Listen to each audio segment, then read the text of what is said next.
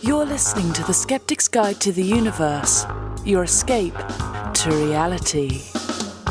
Hello and welcome to the Skeptics Guide to the Universe. Today is Thursday, April 2nd, 2026, and this is your host, Stephen Novella.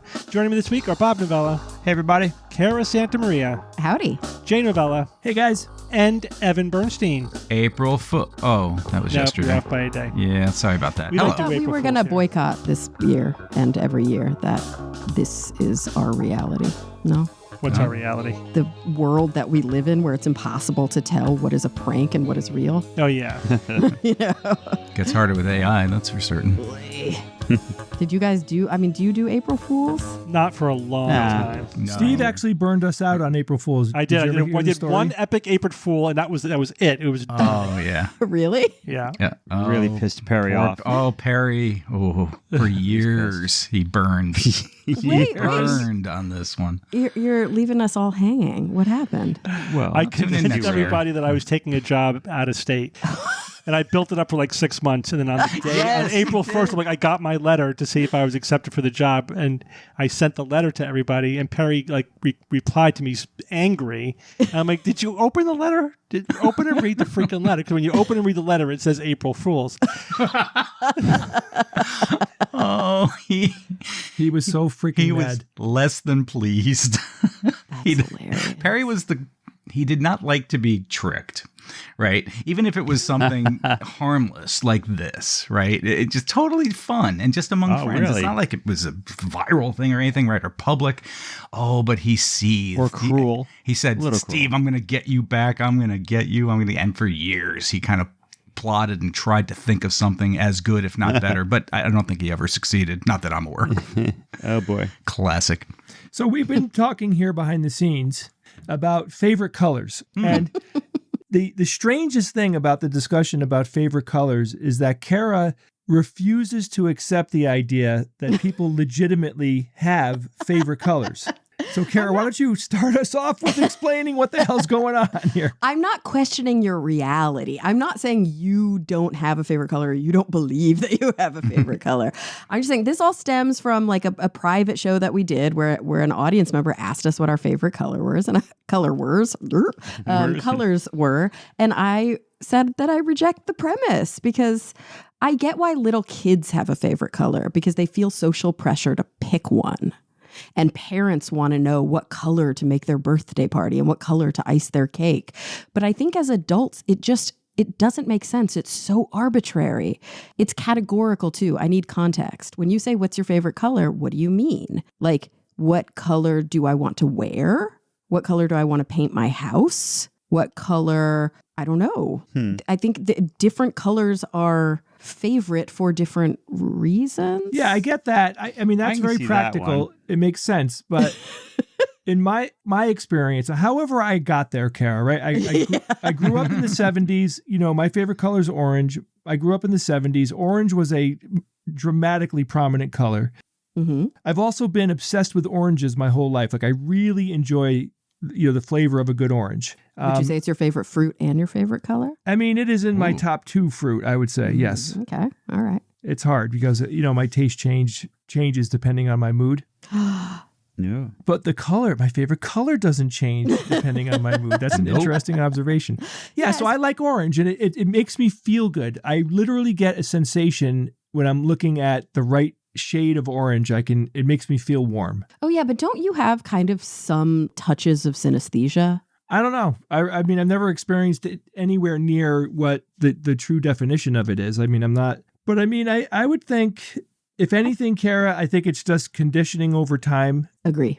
I think that a lot of people felt a pressure when they were young to just pick one, and then they never thought about it again. I don't think there's been any critical thought about the favorite color.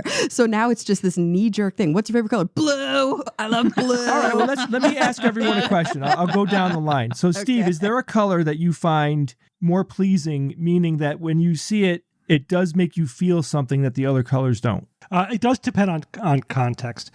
So for clothing, I like blue, like a good medium blue. But I like the green of nature. And I like being in, green spaces. So you don't have a favorite color?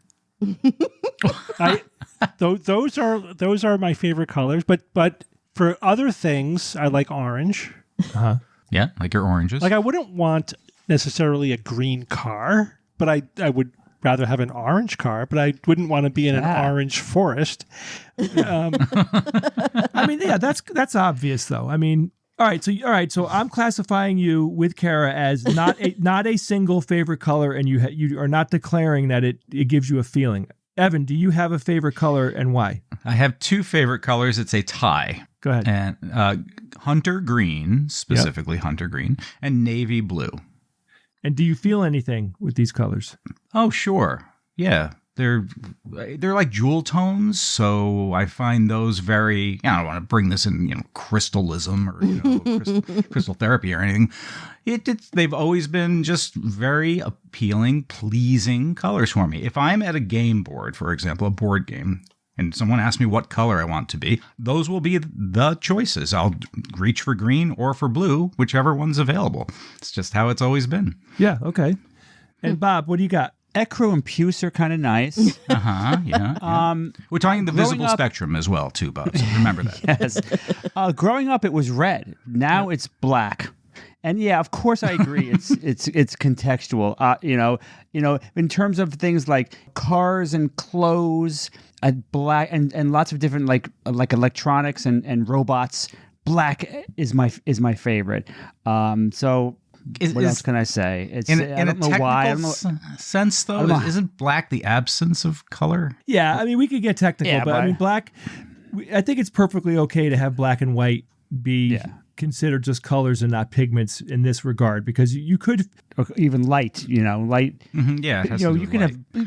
Yeah, it's more of a light thing than a pigment thing, I would think, because black light basically means nothing's being reflected, and for pigments you can just mush a whole bunch of colors together and you'll get black. Yeah, I mean, and you've asked Jay, how does it make you feel? I don't know. I that's ineffable for me. I can't explain what it makes me feel. It just I love the way it looks. Could you be convinced to have a different favorite color? Are you like precious about it, or you're like probably not? If I had to choose, sure, $10 million bucks. So. I'll say whatever color you want. Interesting. Like to me, picking a favorite color is like picking a favorite number.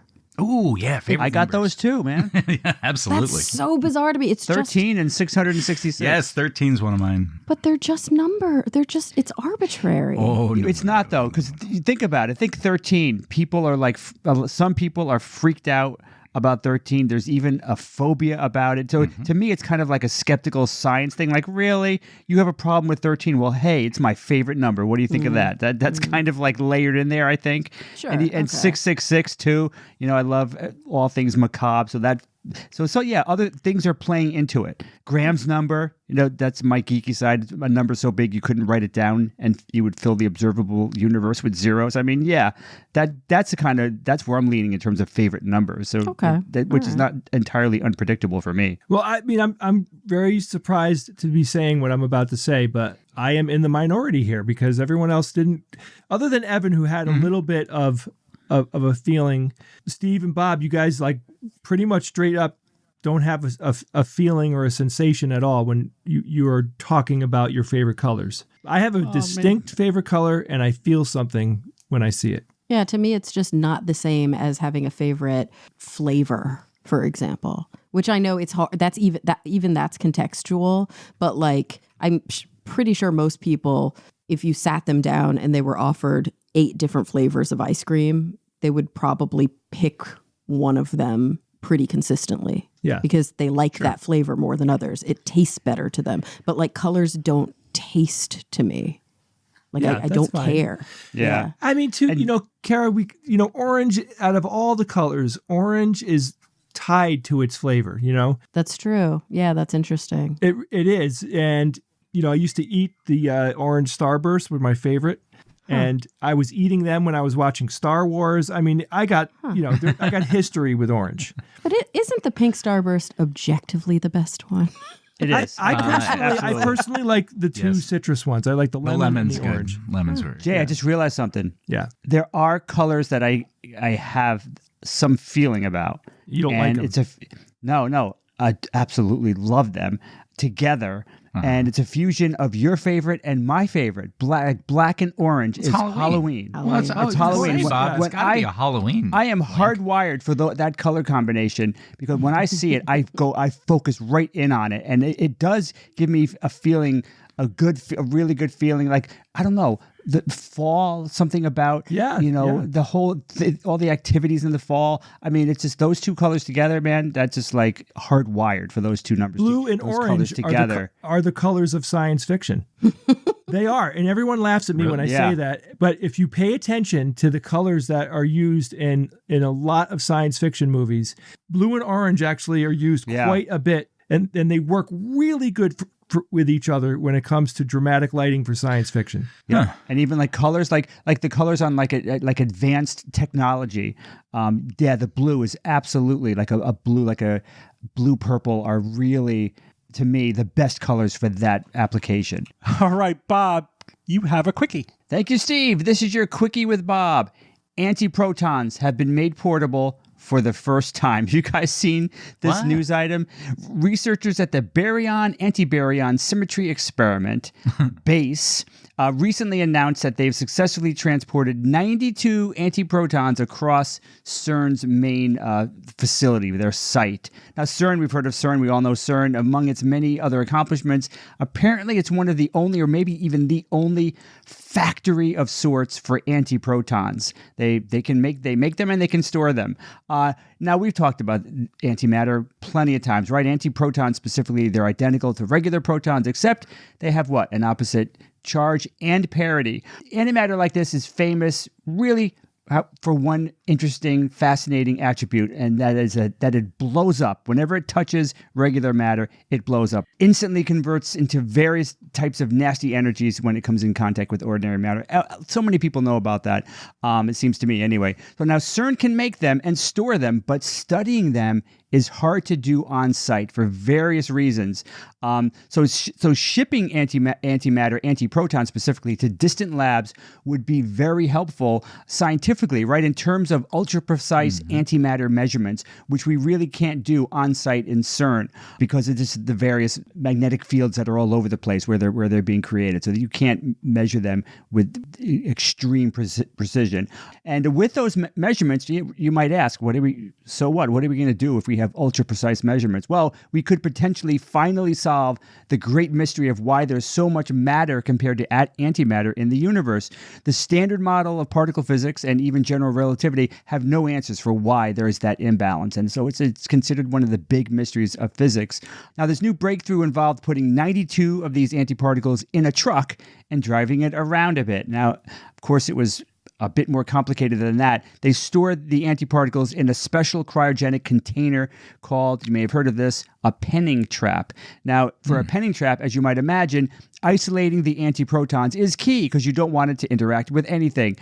So to do that, they've got superconducting magnets, they've got liquid helium-based cooling, they've got, and of course, the ever important vacuum chamber to really isolate the crap out of it. So I know what you're thinking. I know what everyone's thinking right now. Okay, 92 antiprotons. What if it blew up? What if they interacted with matter? What if the penning trap failed? What would happen if you had 92 antiprotons? Well, not a hell of a lot. You're talking about the release of 10 to the minus 8 joules, which is about 28 nanojoules. That's equivalent to about the energy of a single mosquito in flight. And it's also equivalent to, Steve, you're going to like this, the energy required to fire roughly 30 neurons. So yeah, you would probably not even notice it if they all failed. So I'm sure after they transported them, they made sure that they were still intact. So that's what's going on. So perhaps this day will be remembered in the somewhat distant future when antimatter annihilation rockets are first launched and made possible due to similar penning traps tested in 2026 and now described by me in episode 1082. Right, Steve? This one's going to be 1082, I think. Yep. All right. This has been your baryonic asymmetry quickie with Bob. Back to you, Steve. Thanks, Bob. Jay, do you know what I'm looking at right now? You're looking at the current information about Artemis 2. The live feed from the Orion capsule. Because what are they doing? In 5 minutes, they're going to do their burn to flip and burn. They don't have to flip. No. They're just going to do the burn that will put them on the course to the moon. What's their favorite color? NASA's Artemis 2 live views from Orion. All right. Well, this is, thank you for starting this off, Steve, because I got to say, I watched the launch. I was a 10-year-old. I was so excited. I was nervous. I was worried. I was like, because, after the space shuttle incident, watching launches are a little scary for me as well, because they are that dangerous, like horrible things can happen very easily. But, once it gets up to a certain altitude, once the boosters are ejected, and definitely when the capsule moves away from the rocket itself, that they're in really good shape when that happens. Bottom line, though, it was so exciting. Oh my God, I was so excited. So I was up standing next to the TV for like the 10 minutes before the launch, and I was, telling my kids everything. Like, this is what this is. This is what these are. We have to watch this. Explaining the countdown clock, explaining Capcom. Down to like the beep noise. The noises that they use when they begin and end transmission. To me, it was glorious, and it was one of my top, on the shortest list of things about humanity that I love. Space travel and space exploration are in the top, I don't know, top 2 or 3. I think it's an incredible expression of humanity to build things like this, to endeavor to go to places we haven't been before, to expand our horizons and understanding of the reality that we live in. And space exploration, as Captain Kirk said, it's the final frontier. It is. And it's remarkable to me that we could do it. We have we have 3 Americans and 1 Canadian right now that are moving at 4 or 5 times the speed of sound, or way faster than that. I don't even know what their top speed is, Steve. What is it? 25,000 miles per hour right now, or 40,000 kilometers per hour. Yeah, so that is like what, 30 Mach times the speed of sound? Mach 32. Mach 32. Okay. So incredibly fast, and they're not pointing their ship and flying in a direction that is going towards the moon. They're flying in a direction towards where the moon is going to be. Yeah, right. Right? This important. is something I told my kids. I'm like, we don't fly in straight lines in outer space. Like, we have to fly to rendezvous, to meet up with whatever celestial body or anything that's out there. It's not like it's there and I just go there. It's not like a boat on water. It is very much the calculations that need to be made. And, I told them, like, back in the day, like, there were people that did this. Like, now we use computers to help tremendously. Yeah. But still, we used human computers back in the day. How did they do it? How did they do that? I was trying to answer their questions, but they were shotgunning me with questions faster than I could get to. And I didn't know all the answers, which is part of the fun, because, then I'll look it up and I'll find out. I just want to tell you, like, the quick stats. There's 4 people, 4 crew: Reed Wiseman, Victor Glover, Christina Koch, and Jeremy Hansen. They launched on April 1st of this year. They were at Launch Complex 39B, Kennedy Space Center in Florida. Mission duration. Now, this is a fun one. 10 days, about. Why do they say about or approximately 10 days? Like, they give themselves some wiggle room. Yeah, in case they have to make an adjustment along the way. But I think the big thing is, what's the weather when they're going to re-enter? That's a big one. Again, like, if their burn needs to go like 3 more seconds for whatever reason, that could affect how long it takes them to get back. When you add up those miles and those little micro adjustments, it can can add up to maybe, hours, or, I don't know how long of a delay it could be from like exactly 10 days. If you were to say, okay, it's going to be 10 days from, as the clock counts. As the world turns. And it does. 10 days of our lives. But they deliberately make the flight profile flexible because of these different factors. Like, they might have to go around the Earth a couple more times if the weather's really bad, or go to a different entry point.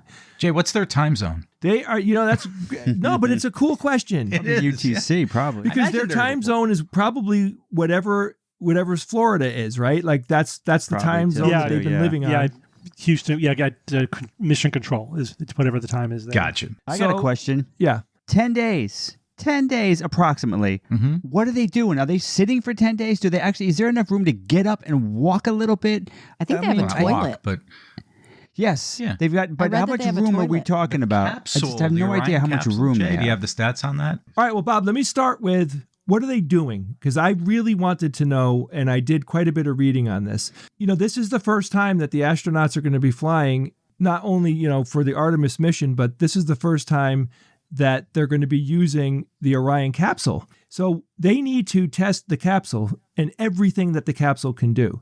They have to thoroughly test the life support systems, and the people need to be on board to test them. And it's one of the central mission purposes. If the life support systems are flawless and they're super reliable, that's a very different position than, if they come back and they say, we had issues. We had legit issues that we had to constantly tweak and make work for this trip.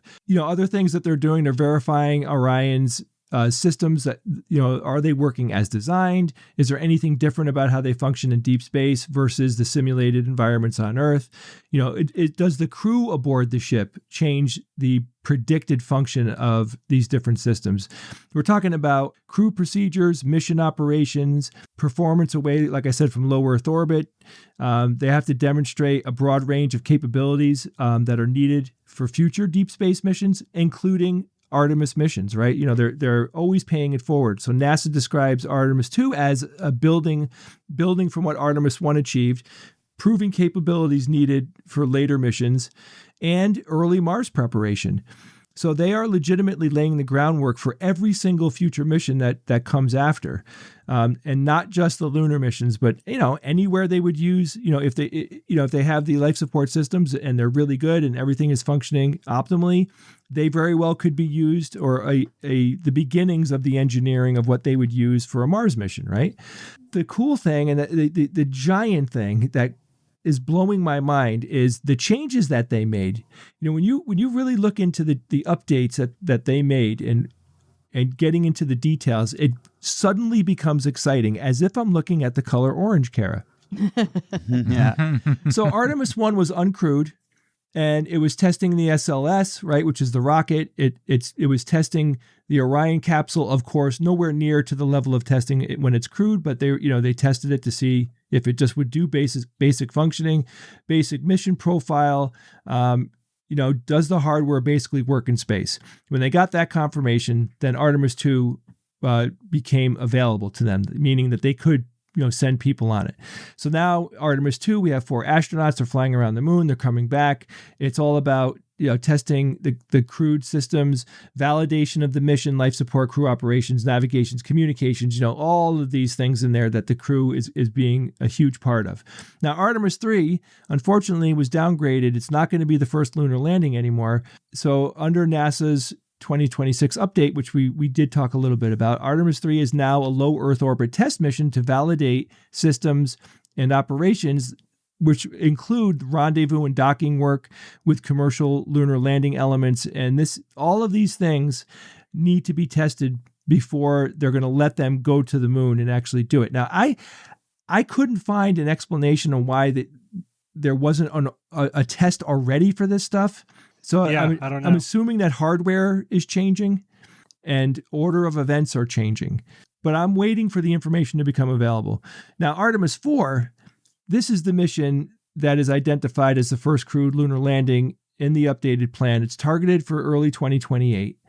And after that, NASA is very strongly framing Artemis as a program of repeated lunar missions, right? This is infrastructure delivery, expansion toward continuous human presence, a larger moon base concept than the original one that they had.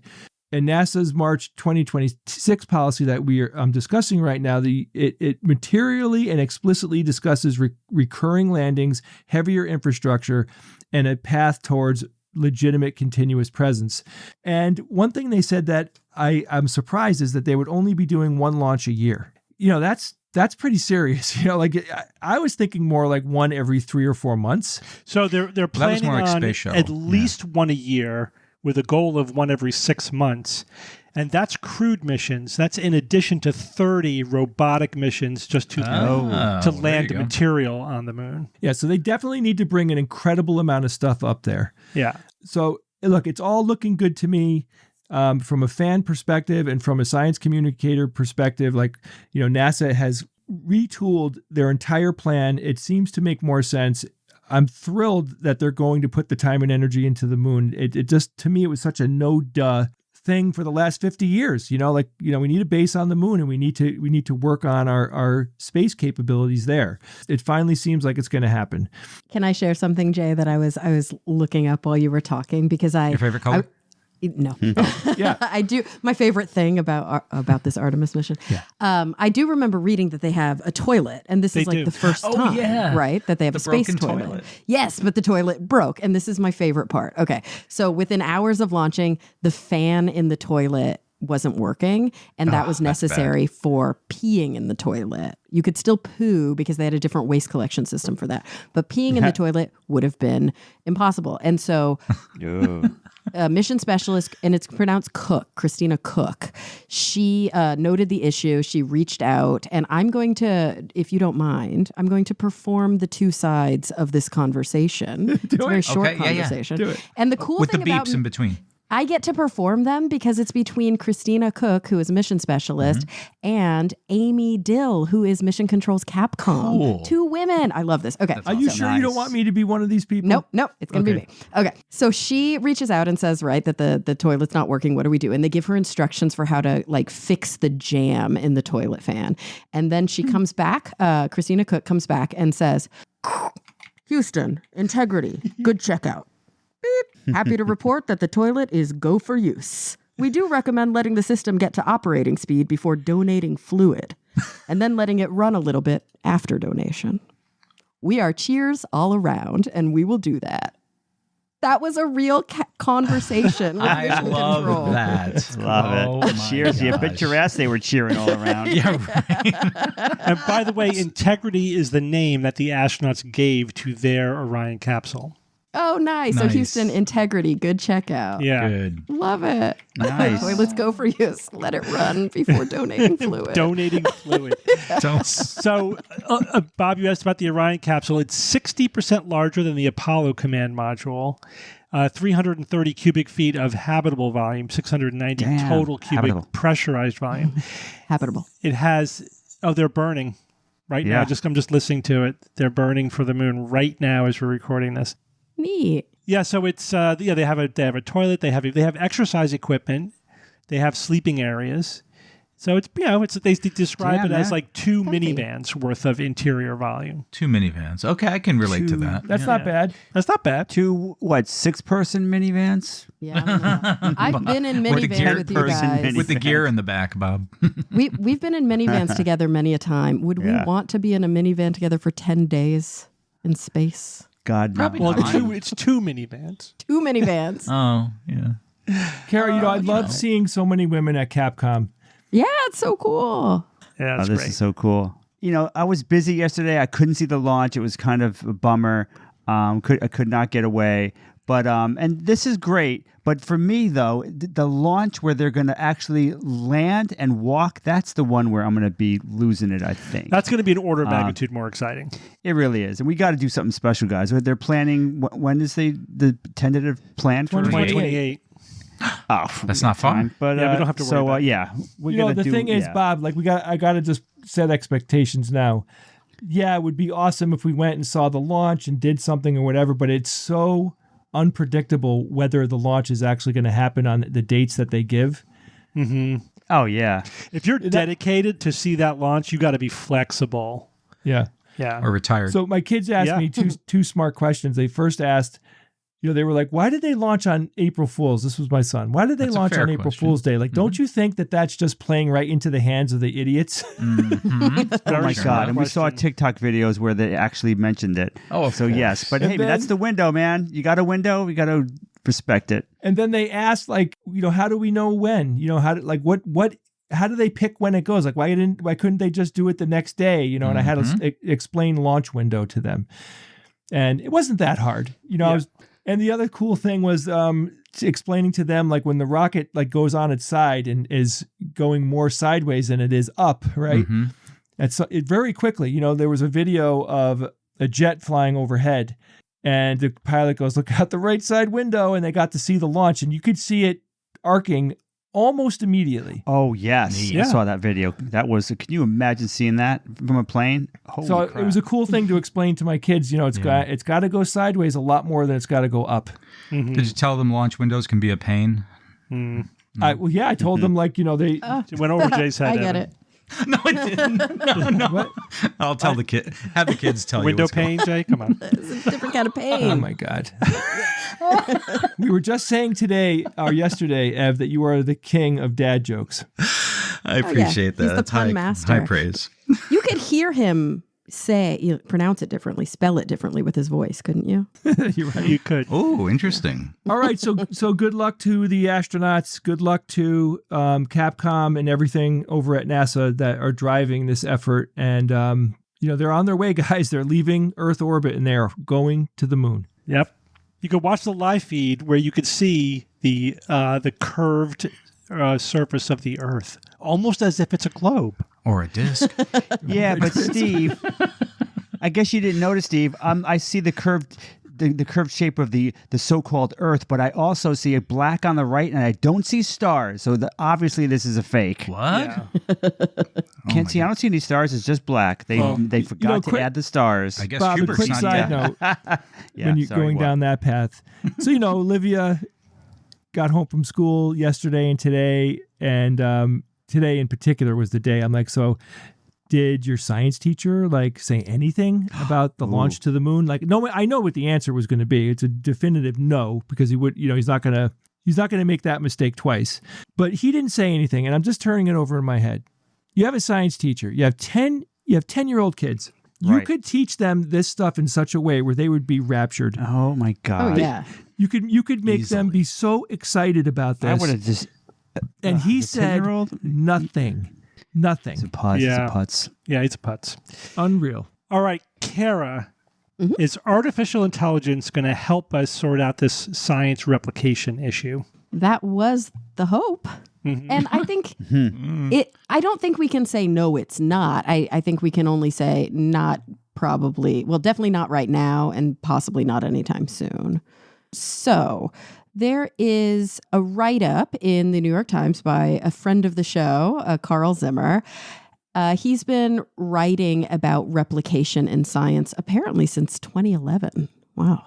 And there's a big story this week because just yesterday, articles were dropped in Nature by the group behind SCORE, which stands for Systematizing Confidence in Open Research and Evidence. And so I want to hit some of the highlights about SCORE that Carl hits in the article. And then maybe we can talk a little bit about the sort of cache, the trove of of publications that came out in Nature. Some of them were preprints, but I think the preprints also, they all dropped yesterday on April Fool's. Why?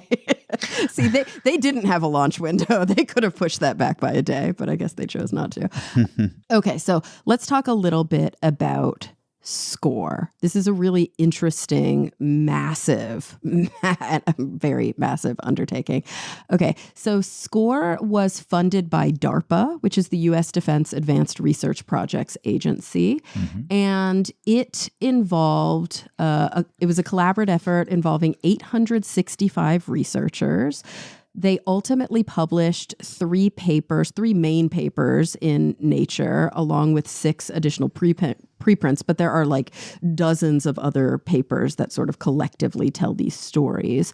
And what they did, this team of 865 researchers, is they sampled the claims that were made from nearly 4,000 papers. They were all published between 2009 and 2018. And so that is one of the sort of discussion points, is that there may actually be improvements in outcomes even since this large-scale study, because they cut off their collection of published papers in 2018, right? So that's can you guys believe it? That's 8 years ago now. That's almost 10 years. What? You were in your 30s, Kara. I know, right? What is happening? COVID. Okay. And so these articles, that they were published across 62 different journals, and they specifically focused on social sciences. But they looked at a lot of different social sciences: criminology, economics, education, finance, health, management, marketing, organizational behavior, psychology, poli-sci, public administration, and sociology. And before you ask, why were they only looking at replication in the social sciences? Wouldn't it be more meaningful, or wouldn't we have different results if we looked at the quote unquote hard sciences? I'm just going to tell you the answer is no. And I think Carl did a really great job in the comments of his article in the New York Times answering that very question. So real quick, I'm just going to read you. A commenter said, "Why would you choose social sciences for this study? Perhaps working with scientific disciplines that do not revolve around human behaviors might have been a better starting place." And Carl said to the asker, "The DARPA funders, part of the Defense Department, were especially interested in social science to apply findings to soldiers.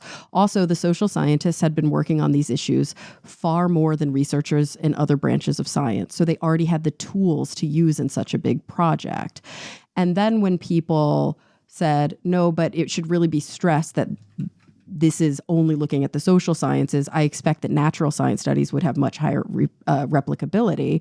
Carl answered that and said, "In the article, I linked to one study on cancer research that found about the same rate of success and replication. There are other studies I didn't have room for in other branches of biology, and I've spoken to people in physics, in AI, etc., who have similar concerns. Social scientists are unusual in that they're tackling the problem more aggressively than researchers in other fields. Replication is a problem across scientific disciplines, and in some fields, the replication crisis is pretty similar in terms of the numbers.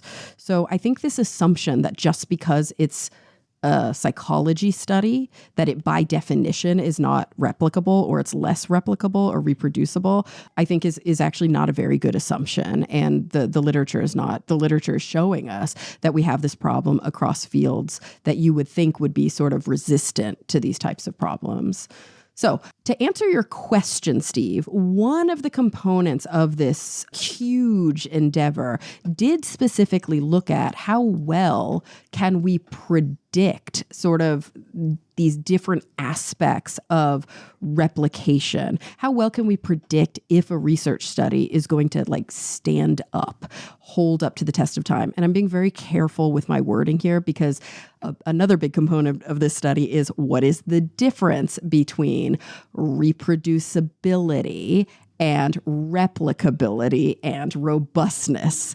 Those are three words that sound like we could use them interchangeably, but we actually can't. We study all of those things differently, and studies might be more reproducible but less robust, or more replicable but less reproducible. So we've got to be kind of careful with our language there. But you asked about AI. So apparently people, especially experts within their fields, are kind of good at determining whether or not a study is going to, predicting whether or not a study is going to be repeatable over time. Yeah, that's not surprising, Kara. That's all the stuff we talk about. Yeah, exactly. Yeah, right? About how to interpret a study and how to know if it's a good study or a robust study or not. Yeah, and people who do this for a living, they prioritize that and they have the skills to do it.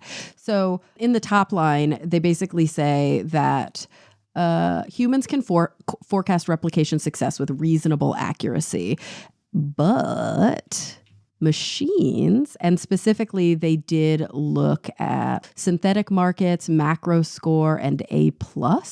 Well, these are methods that were used by Rajtmajer, maybe that's how you pronounce his name, and 39 co-authors who wrote one of the preprints.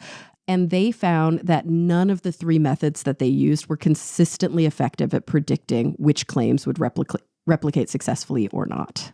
Whereas Modi and co-authors, 33 co-authors on the Modi paper, used two distinct methods of looking at predictions from people about the replicability of findings, replication markets and something called replicats, which I love. And they found that people pretty accurately predicted replication outcomes, like 76 and 78% success rates.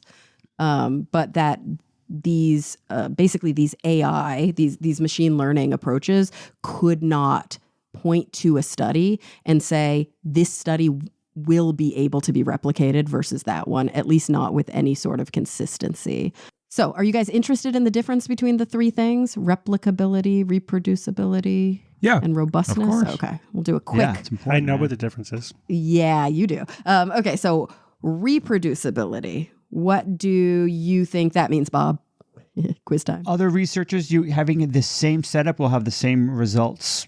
Right. So conducting the same analysis on the same data, will you get the same finding as they originally reported? Yeah. So this is actually just analyzing. And they found that part of the reason that reproducibility is really, really hard is because in some fields, and psychology is a culprit here, a lot of researchers don't publish their data. Yeah.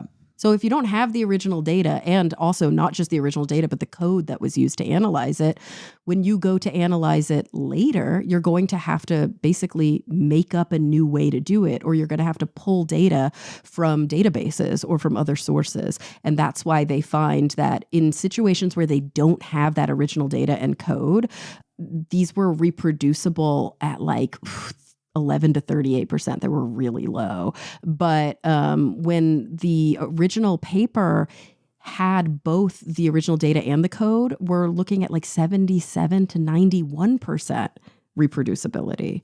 So that's important to remember. And this is across all the social science papers that they looked at. Robustness. Okay, robustness. Evan, what do you think robustness is? Think about the same kind of parallel structure. So I'm going to read you their definition of reproducibility, the one Bob was just talking about. Reproducibility refers to conducting the same analysis on the same data and assessing whether the finding is the same as reported in the original paper. Robustness is conducting... How well it stands up to the rigors of testing, maybe?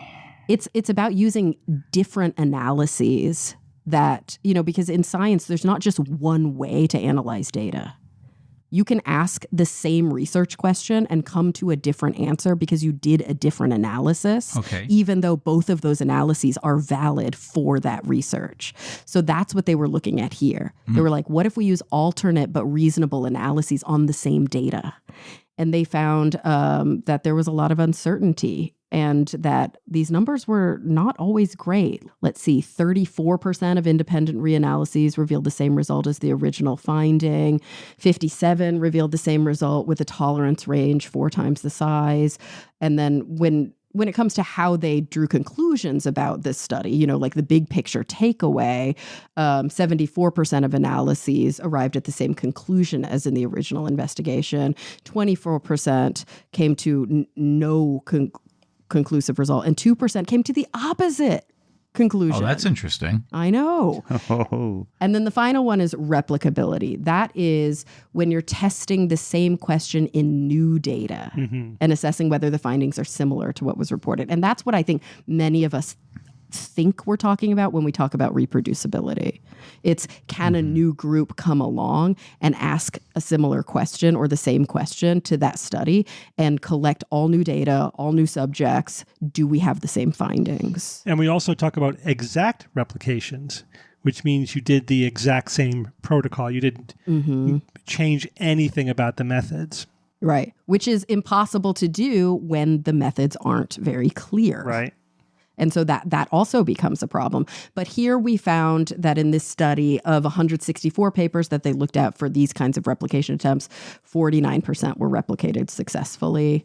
And that does seem to be, plus or minus, like there are error bars there, kind of what we've seen in previous studies. When we've seen these, these big articles coming out 10 and 15 years ago, maybe more like 10 years ago, about the replication crisis or the reproducibility crisis, especially in psychology and in social sciences, around that 50% number is what we do tend to see.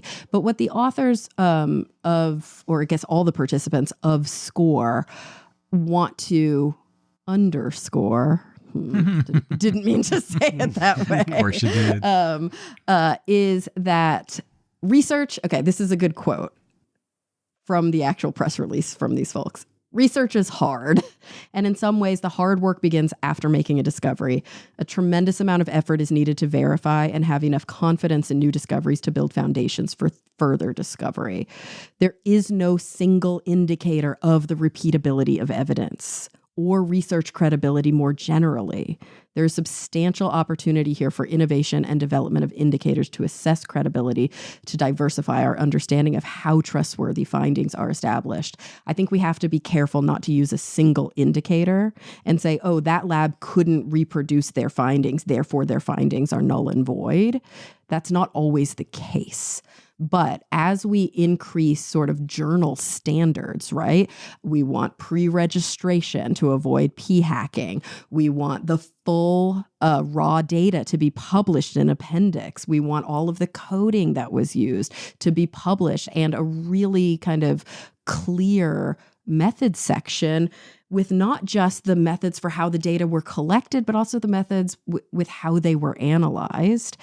If all of that is included, I actually think that this crisis is going to be less of a crisis. And it sounds like that's one of the big takeaways from SCORE as well. And they have other recommendations for how we can improve our ability to do science.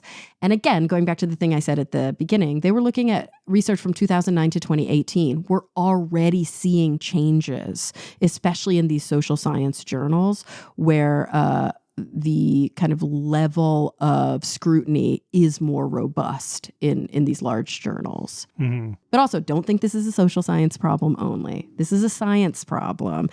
And, you know, in some ways you could argue that it's an overblown problem. In other ways you could argue that it's underblown because it all depends on how you're defining whether or not something is reproducible. But you know, if we want to conclude confidently that something is true, we like it to reproduce, replicate, and be robust. I mean, you want all of those things to be true at the same time. Exactly. And it does seem to be the case that the only way you're ever going to get to that place is to be as transparent as possible about how you did your research. Totally. That's the first part, because then we'll know with confidence if it reproduced, if it replicated, and if it was robust. But if we're filling in gaps, we're never going to be able to be that confident in answering that question. And Karen, I was reading that study too. The thing I thought was like, well, why aren't experts even better at predicting which studies are, you know, robust and replicable, et cetera? And I think it's not entirely, but largely because they don't have all the information. They're getting a scrubbed version of what happened. You know, like, here's a narrative, here's the data I want to show you, here are the methods I want to tell you, unless, of course, the study was pre-registered, which is then they can compare such a huge factor, because then we know that they're following the methods that they outlined before they started looking at data, and they didn't do any hinky p-hacking kind of stuff. Yeah. But if you don't know, you don't know what you don't know. You don't know what you don't know. So unless there's a glaring problem in how they did their methodology that a sophisticated reviewer can notice in their method section, or unless it's somebody who has just a wealth of knowledge about the state of that literature, and this finding feels like it flies in the face of that. Exactly. And there's no good reason for it. You know, it's going to be hard to catch those kinds of things. Totally. Yeah, you're right. There's two levels of expertise. There's topic expertise, because you know a lot about that narrow topic. And the other one is what I would call science-based medicine expertise, where you know how to evaluate studies and the literature. Like, I've been doing this long enough where I'm like, this paper just smells like p-hacking. Like, there's stuff going on here that doesn't really make a lot of sense unless there was some p-hacking going on. So I get very concerned about stuff like that. Okay, thanks, Kara. Yep. Bob, if I said the words smart drugs to you, what would that mean to you? What's a smart drug? One possibility is a drug that will augment intelligence. That's one interpretation. Like a drug that makes you smart? Yes. Okay, that's not what I'm talking about. I know. I think, but that's what the first thing that comes to my head. But of course, you're probably thinking of a drug that is actually is adaptable in some way, depending on what environment it finds itself in. It can not make decisions, but be adaptable, I guess is the best word for it. All right, Jay, what about you? What's the first thing you think of when I say, what's a smart drug versus a dumb drug? I saw, it's funny, Steve, I saw an email alert that you posted about it, and I was planning on reading that. I would think a smart drug. Bet you wanted to Oh, read this it is now. this is tough. I was hoping that it meant that the drugs were more tailored to the particular person.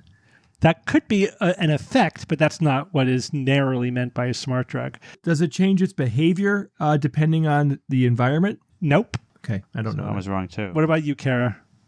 I mean, yeah, I would think targeted treatment. So like, targeted. Well, targeted in what way? Well, like I think about kind of improvements that I've seen in the cancer treatments that my patients get, Yeah. where more and more often they're able to identify gene variants or specific receptors on cancer cells and develop drugs chemically, like using computational chemistry, and develop these drugs that isolate and go just to the source and not anywhere else. Yeah, you're getting close to the answer. Yeah, and Okay, it's not surprising because these apply mostly to cancer drugs, even though Yeah, they. because you want the cancer cells to die, but the rest of your body yeah. Keep cells the good to material not die. alone. Yeah. Leave All the right. good stuff alone. So we'll get back to that, but let me back up a little bit and explain to you why traditional drugs are dumb. So if you ingest a drug, let's say you just take a pill, where does the drug go in your body? Bloodstream.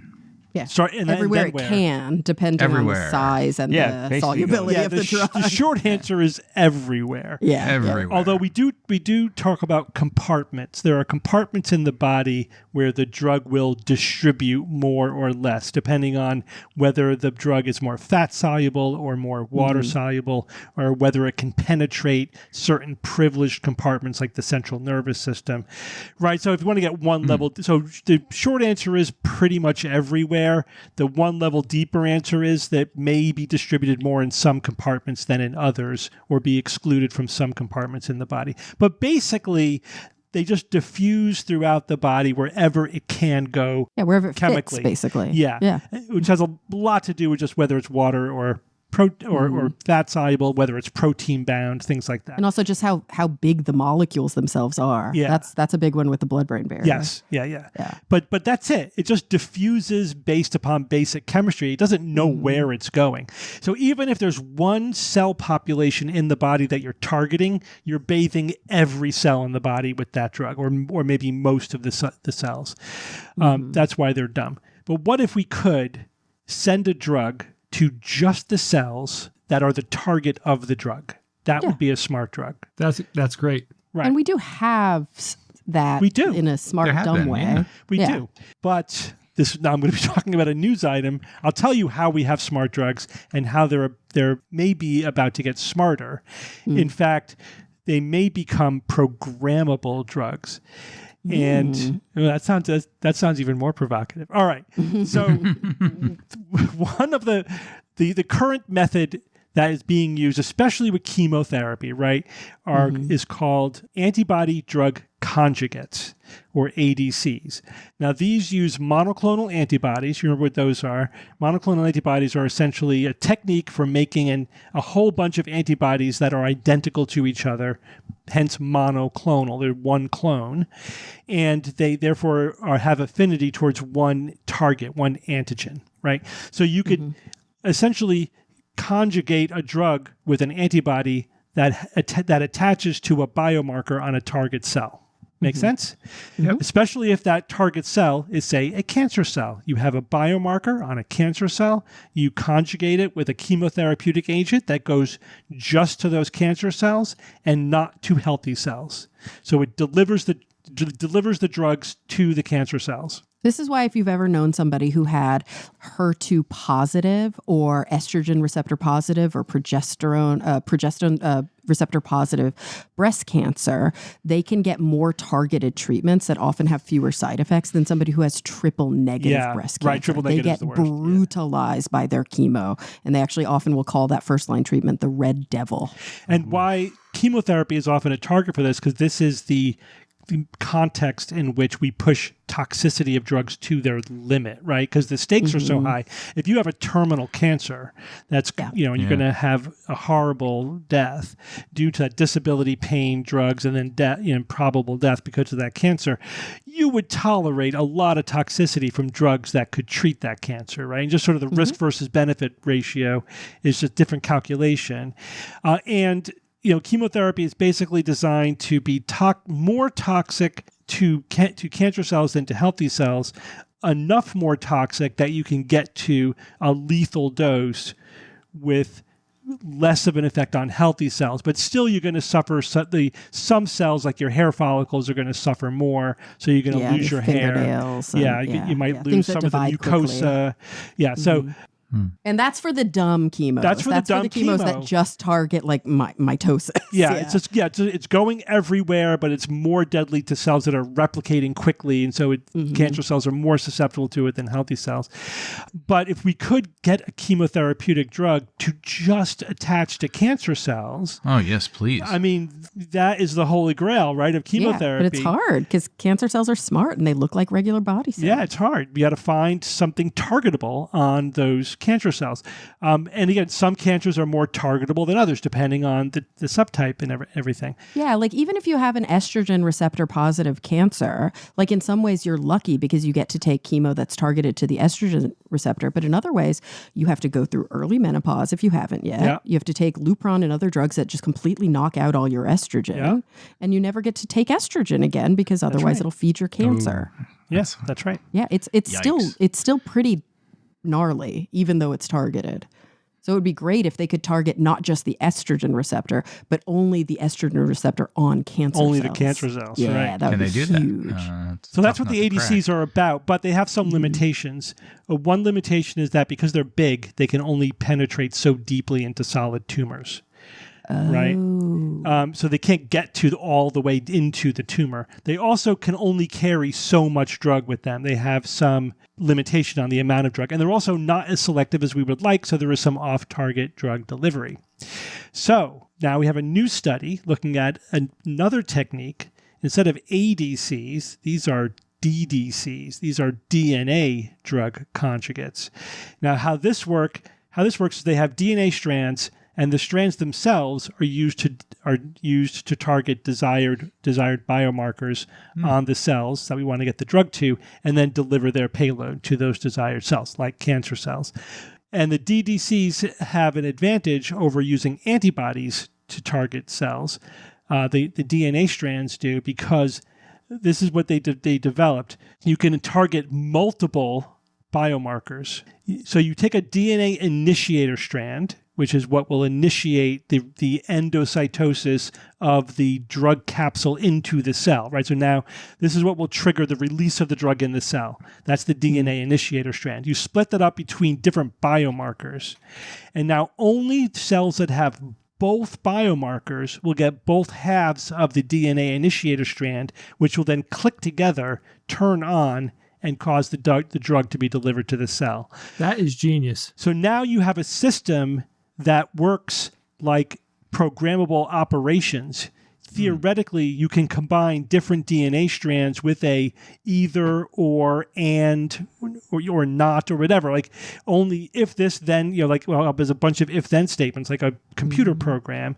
So you could say, well, if you have either of these two but not that third one, or you have only if you have these two or whatever. If you have this one plus any one of these other three ones, theoretically there's no real limit to how many parameters we could put into it, and hence the programmable aspect of that. But even just in its simple form, if you have both biomarkers, you get both pieces of the puzzle, they click together, and then only those cells get the drug. So what is the advantage there? So one, of course, that it's much more specific, because you need two simultaneous targets, right? They liken it to two-factor authentication, right? It's going to eliminate a lot of false positives, which will limit toxicity, which is kind of the whole goal of this, right? Is to limit off-target effects of the drugs. These are also smaller, so they could penetrate deeper into solid tumors, and they can carry a larger amount of drug. So it's a superior technology. Now, I need to say at this point that this is in the proof of concept stage. They did this study. The problem here is that the DNA is unmodified and it's not as stable as they would like it to be. So they still have some work to do to adjust these DNA strands to make it more stable, so it would actually work, as a treatment. And of course, the more we study different targets, then the longer the list of potential things that we could target here. Yeah, that seems to be one of the main problems that I see over and over is that, number one, there are no universal cancer biomarkers. Yeah, that's right. So it's like you have to go with what we know about your specific cancer.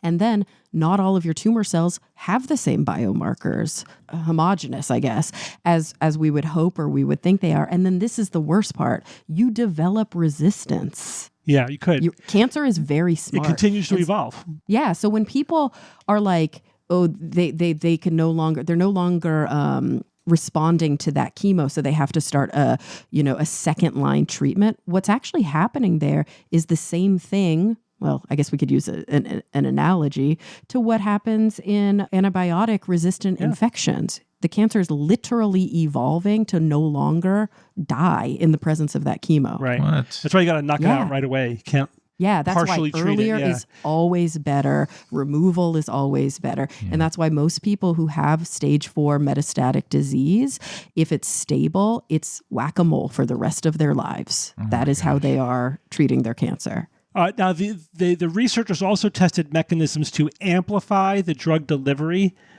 use these same DNA strands to do that, and they found that they could increase the concentrations of the desired drug at the desired cells by 100-fold using the mechanisms that I described. That's good. Yeah, so imagine 100 times the dose at the target cell versus off-target cells. That's huge. Huge, yeah. Yeah, so you basically have a negligible dose that doesn't have any effects, and then you have a significantly high dose. And now this, of course, is not limited to treating cancer. You could also deliver immune therapies. You could also deliver pretty much any drug. So most drug side effects are because of their off-target effects, right? Some are that it just goes hand in hand with the effect you're going for, but oftentimes it's like, yes, it also binds to the same receptor on this other cell population, which causes this other effect which you don't want, and that makes it a side effect, or it makes it toxic to your liver or your kidney or your heart or whatever. And if we could essentially massively reduce the dose while still delivering an effective dose to only the target cells by 100-fold, then but that could virtually eliminate side effects from drugs. Yeah, I mean, imagine an opiate medication that knocks out pain but doesn't get you high. Or doesn't suppress your breathing. That would be nice. Doesn't suppress your breathing and doesn't make you constipated. Right. That'd be awesome. Like imagine those are all off-target quality effects. of life. Absolutely. Yeah. None of those things are things that we want from opiates, but they're things that ruin people's lives when they have to take opiates. And there's a lot of drugs that are great. They're very effective, but they're not approved, and you'll never see them because they have one side effect that kills them. And or it's one toxicity. Too much liver effect or too much kidney toxicity. This drug is canceled. Those drugs, we could go through all these drugs and say, okay, what about at 100th the dose? This opens up new therapeutic windows for drugs that otherwise would not have any therapeutic windows. Wow. And that could tremendously expand the number of potential drugs that we have at our disposal. So it's still in the experimental phase. Again, this is a proof of concept study. And I always think, how long is it going to be between this is transforming medicine, right? Before we see this in the clinic. It's hard to say, but a good rule of thumb is, 20 to 30 years is a good rule of thumb. That doesn't mean we're not going to have anything before then. Yeah, can't AI? Don't you think, Steve, we always joke 5 to 10 years whenever something's starting to ramp up to human studies.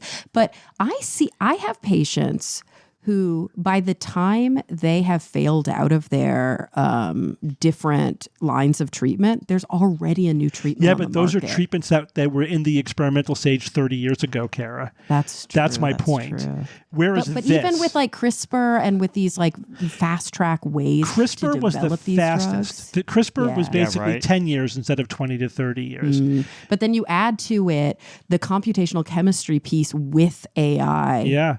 And so you're right. I mean, that's why it's hard to say. I hope it's going to be faster. I'm giving you basically the historical answer, like monoclonal antibodies. Again, I heard about them in the 90s, and they're really transforming medicine now. But the first treatment was maybe 15 years ago. So it's just that it builds up over time. There's the first use versus it's like this is now mainstream medicine, it's everywhere kind of thing. That's where you get to the 20 to 30 years. Mm-hmm. But we'll see. Maybe, again, things can be moving faster than they have historically, but it's better if you anticipate that and it's faster than you're excited but thinking this is right around the corner, then you're disappointed and thinking they lied to me. The premature hype then leads to perpetual disappointment. So just don't fall for that. And clinical trials are still slow. They just are. Clinical trials are slow. Yeah. No matter how you slice it, it takes time to do clinical trials and to follow outcomes. But for the people who are desperate, they sometimes have access to treatments that other people don't have access to. Compassionate access to experimental treatment. Absolutely. Yeah. All right, Bob, tell us about nuclear electric propulsion. Oh boy, this was fun. NASA recently released a new and interesting vision for the moon and beyond, right? We've talked about this on the show. No more gateway station, now more of a moon-based focus. But also what really caught my attention was this talk about a nuclear electric propulsion rocket. Using a small fission reactor, they would at some point activate it in space, send it to Mars on a 1-year journey, drop off these Mars helicopters to scout landing sites and look for underground ice. So you'll be hearing all about this kind of stuff on future shows, since there's so much moon news going on right now, and all the changes.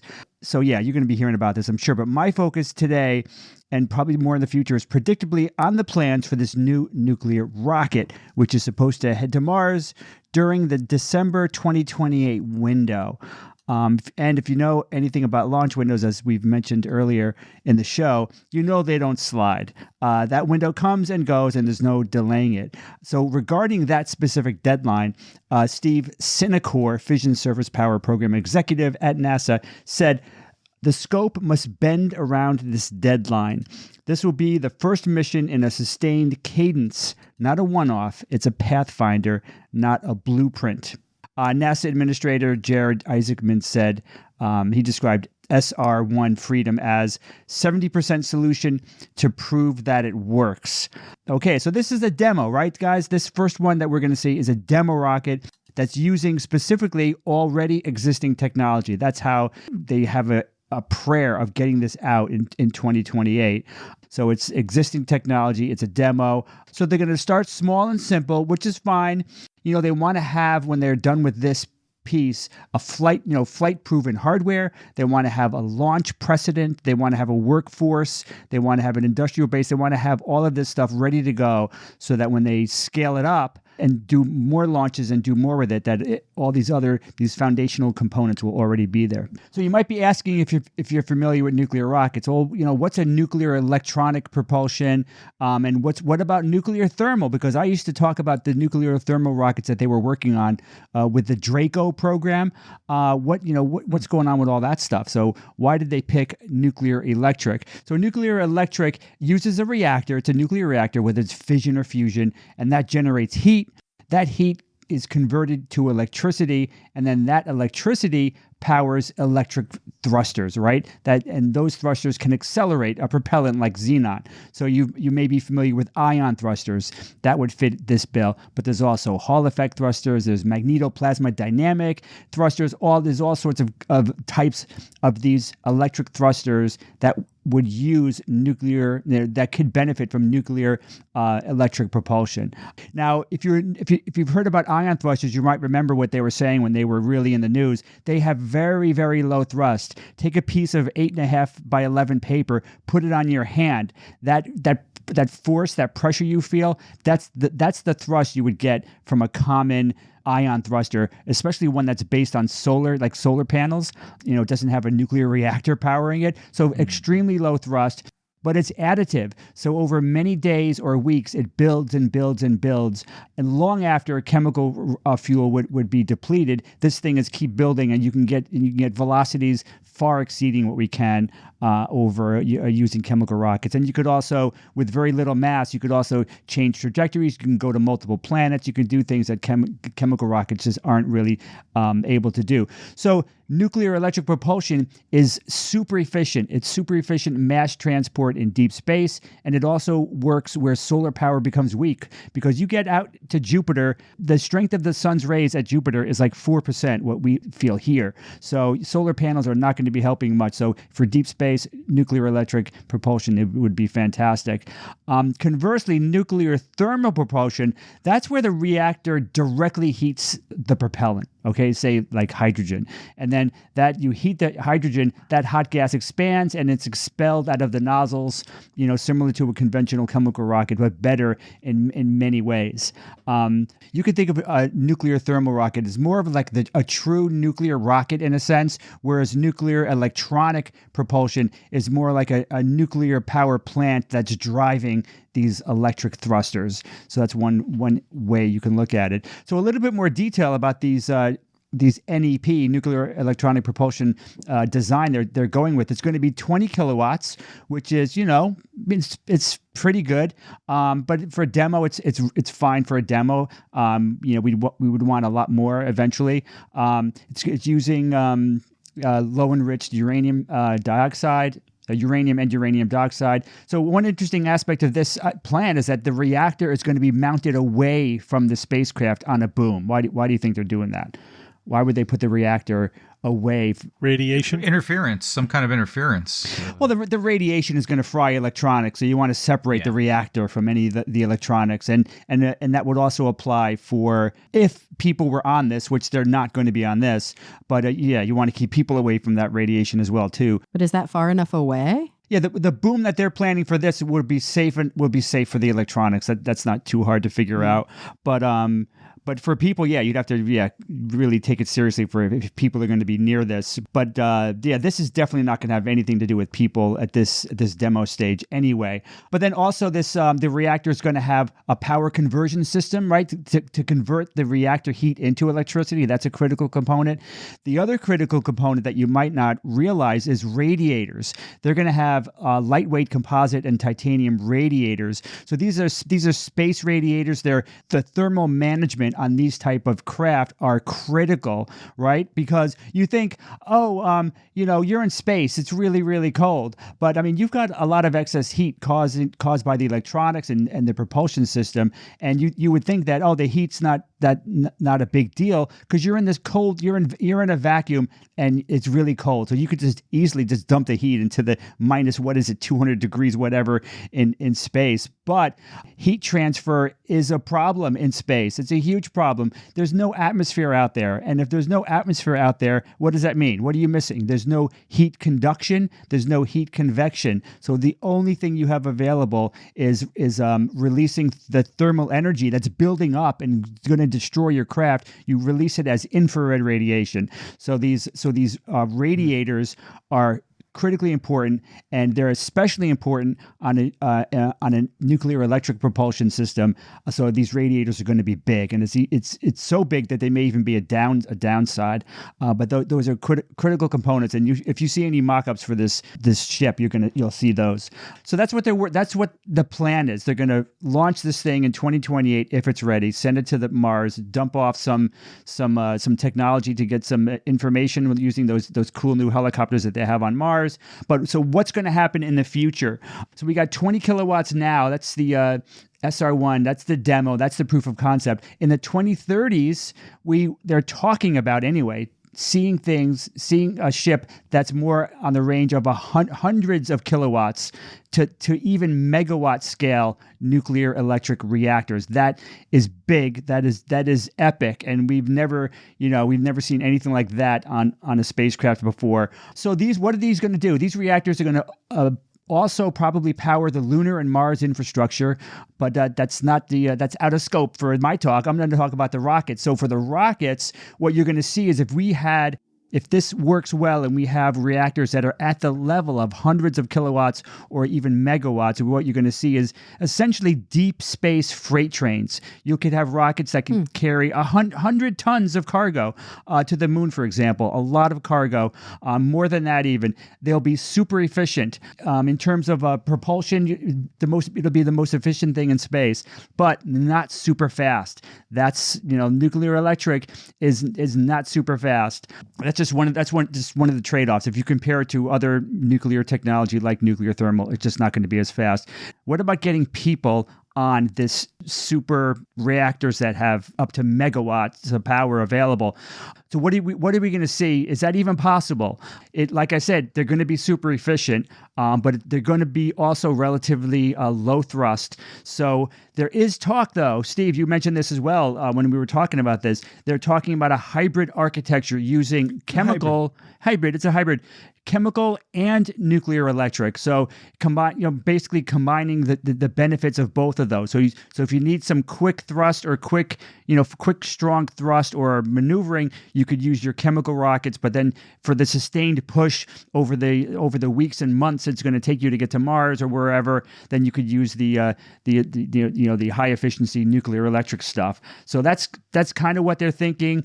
But as of right now, we're not sure, if that's really viable for having a rocket with people on it. You're also going to see on this, as I mentioned, extra large heat radiators. The research shows that you're going to need, for something like this, you're going to need 1 to 10 megawatts for a human crew. So 100 kilowatts, 500 kilowatts, not going to do it. You have to get in a megawatt range in order for that to be powerful enough. The bottom line is that a lot of research is needed before we can figure out whether we can use nuclear electric propulsion to get people to Mars, because we need to get them to Mars very, very fast. There's a lot of radiation out there. You're also in microgravity, which is also debilitating the longer you're out there. So we need to do a lot of research before we can find out, does this whole scaled up, super powerful system, does it all work together, in a system? Is it a whole system that's practical? We don't know. And it probably could be a while before we figure that out. Generally speaking, if you read a lot about this, you'll find a lot of people saying that nuclear thermal is often considered better for having a crew on board. It's not as efficient as nuclear electric, but the thrust is just more powerful, and it also has double the chemical rocket efficiency, even if it's not efficient as nuclear electric. The trip time will be the shortest, even if you give them a chemical nuclear electric hybrid system, nuclear thermal will be faster. It depends on how much faster, but it'll definitely be faster if you really optimize it for that. So that's going to shorten exposure time to radiation and minimize microgravity. So they may decide that we really need to go with nuclear thermal for people, because it's just like we got to get them out of space as fast as possible, because we can't really shield people effectively from radiation, and microgravity just messes you up when you're out there for so long, especially when you got to land on Mars and then you got to go on the surface and start doing some work. So that's it. That's all the information I have. So that's where we are. That's where we're going. Bob, you don't think much of these engines? Huh? I hate them. No, they're fascinating. Both of the nuclear electric propulsion systems will change space exploration for humanity, even if we don't get crews on there, because we could use it to send probes and scientific missions to the outskirts of the solar system. We can send all sorts of material to Mars and the moon with it. So it'd be incredibly helpful, and we may even get it to work with people, sending people to Mars. But I suspect that we may need to go with the nuclear thermal for that. But we shall see. But people are talking about nuclear rockets again, and that makes me very happy. Yeah, this is definitely overdue. We could have had these 30 years ago. Oh my God! Don't get me started, Steve. You just didn't push the research. This is all. Steve, this is all Sagan was fission talking technology. about it in the 70s, right? This is all fission. We had working rockets doing ground testing in the late 60s, and then of course the nuclear treaty. What was it? The space ban treaty happened, and then even Draco. Draco was heavy research, really good research for a nuclear thermal rocket that I talked about on the show before, and it got they were starting, the engineering was mostly done and they were getting started on doing the hardware. And then last year they killed it. They just killed it last year for lots of different reasons, which was very frustrating. One reason was that launch costs have dropped so low that when they looked at the equation, they looked at the huge investment they would have had to made, and then the gains they would have made. It's like, the balance sheet didn't work. They killed it, and other silly reasons. Sure, it's technically short term, I see it. We need chemical rockets to get off the Earth. By the time you get into low Earth orbit, you have expended 90% of the energy you need to go anywhere in the solar system, basically. Right. But it's all about how fast you want to get there. And if you want to send people into deep space, you need to get there fast, and that requires nuclear rockets, period. So it depends on your goal. Yeah, if you're just sending robots around, you don't need it. But if you want people on Mars, you need nuclear rockets. And also, Steve, don't forget, if you want to get a scientific package to the deep space, Jupiter, Saturn, Pluto, and you don't want to dilly-dally going around the Earth, around the sun, here and there, use a really powerful nuclear engine, and you can get there a lot faster than trying to make it like, we got to maximize cargo, and we got to, and who cares what it does to the mission time? No, I care what it does to the mission time. I'm getting old. I need shit to get to where they need to get. Yeah. Come on, science, catch up with Bob's age. All right, Evan, tell us about underwater fairy circles. That sounds nice. Doesn't it, though? First, I want to let you know how I found this article in this news You were item. scuba diving? Not exactly. I'm going to start with something that may sound not at all related to it, but we'll get there, okay? Bear with me. Hey, Bob. Yes, sir. Fill in this blank, okay? A blank of crows. A murder of crows. Oh my God, I love it. Ding, ding, ding.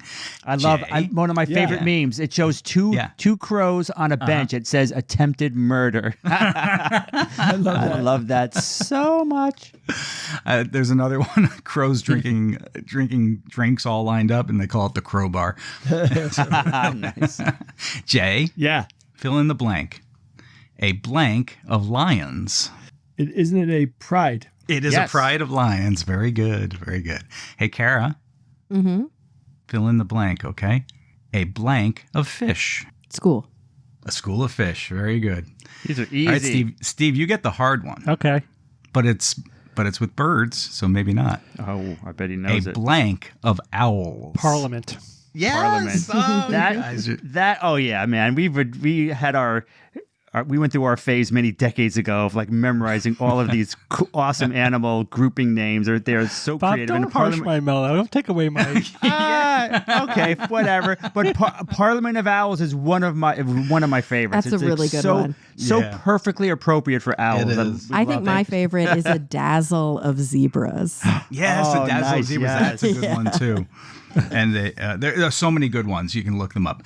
Now, fill in the blank if you dare. A blank of scientists. A panel? That's one of them. Oh, that's a good one. There are several. There's nothing official, nothing codified, nothing universally accepted. How about a study? I think that's one of them as well. I like that. I would like to offer a baffle of science. Scientists are baffled. Exactly, Bob. Thank you. That's where I was getting. Just Google or search scientists baffle. You will come up with news every day about how baffled scientists are to the left, to the right, above, and below. And that is how I found this article about the fairy rings underwater. And I've talked about fairy rings before in other contexts. Back in 2012, you may remember. That was the year the Mayan calendar told us the world was ending. Yes. We're all supposed to be destroyed. So that didn't pan out exactly. But it was July of 2012, and we were at the amazing meeting in Las Vegas. And I brought up a news item about fairy circles in the country of Namibia. You've been there, Kara. I have. Have you ever heard about the fairy circles of Namibia? I have not. Ooh, fairy circles of Namibia are mysterious, reddish-hued, circular-shaped patches dotted along a 1,200-mile stretch of desert grassland throughout the country. The circles vary in size, but they can be as large as several feet in diameter. And there are hundreds of thousands of them that plastered the landscape. You can look at the pictures online. They're fascinating. Now, tribesfolk in Namibia for centuries attributed them to what else? Supernatural causes, right? Gods made them, or even folklore. Dragons were dwelling under the ground whose poisonous breath would cause those patches. And at the time, there was an update suggesting that the mystery might have been solved. There was suggestion that there were termites that were perhaps causing this. And further research says, no, probably not. It probably has more to do with soil and ratios of nutrients and some other factors like that are involved, weather-related processes, among some other things. So I couldn't help at the time recall that not only in places like Africa, but in America and in Europe, we have things known as fairy rings as well. They're called fairy circles in Africa, but we have fairy rings. And those are mushrooms, right? Growths of mushrooms, which appear to grow in a deliberately designed ring-shaped pattern. I don't know if you guys have seen them. I had them when I lived in Cheshire, Connecticut. I had one in my backyard. And rings of mushrooms. See them all the time. Yeah, exactly. Very common. Very common. But, and they obviously have a lot of history, folklore, and mythology surrounding them. Supposedly they're portals to gateways to the realms of magic creatures like elves and fairies and pixies and these kinds of things. The Codling fairies, that story. I don't know if we've ever talked really about it on the show. So this all relates to things that we've been talking about for many, many, many decades in the skeptical circles. But once again, here we go. We've come around full circle. And this time underwater, though. So here's the headline I found from the website Ecoticious, just from the other day. Fairy circles of seagrass forming underwater, and scientists are baffled, here we go, because no one knows what mechanism draws these giant rings on the seabed off the coast of Scotland. So, is that true? Is it true that the scientists are baffled, or that? Yeah, is it true that no one knows what's causing them? They don't know why this, apparently, and I did read several sources, they've not been able to determine why they form the circular patterns that they do. But do they have some good ideas? Yes. Yes, they actually do. But for Big the first difference time, between not knowing anything and having some ideas, but not, being able to confirm them yet. And apparently for the first time just this year, earlier this year, they have video evidence. They flew drones over these areas in these water regions off the coast of Scotland and captured them in video. First time. I don't know why they weren't able to do it, because I guess they spontaneously, or for whatever reason, take on this form, and then in other times they don't. So they're hard to, you can't pinpoint it. You kind of just have to catch it as you can. So there are hundreds, though, of these giant ring shapes that have appeared on the seafloor off the coast of Scotland. And the formations resemble pale turquoise halos set against darker water. And each one, well, they describe it as a near-perfect circle. I wouldn't say they're near-perfect circles. They're circular. There are very rare perfect circles. You can't really even say perfect circle, but that's another thing.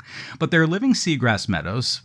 And scientists are going to be taking a closer look at the footage and try to better understand why exactly these rings form.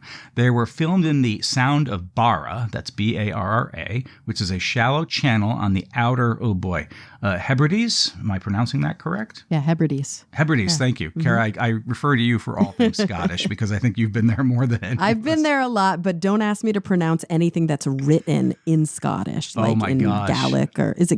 I always mix up. Gaelic, yeah. One of them is Gaelic and one of them is Gaelic, and they're spelled the same, but one's in Ireland and one's in Scotland. Oh my gosh, I've been interchanging those two. Gaelic, they're two different things. Oh no, well, bad on me then. Potato.